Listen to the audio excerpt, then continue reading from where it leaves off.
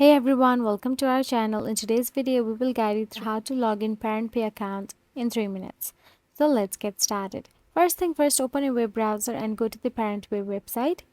Now, the URL is usually provided by your child's school or organization. For example, it might be something like parentpay.com. Then, simply tap on the first option available there. Now, on the ParentPay homepage, look for the login section.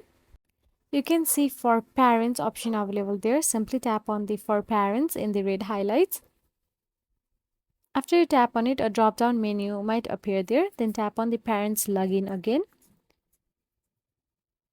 Now you'll have to enter your registered username. This is often your email address in the username field.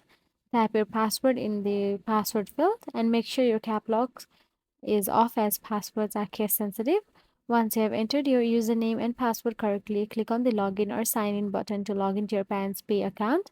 And after logging in successfully, you'll be directed to your parent pay account dashboard.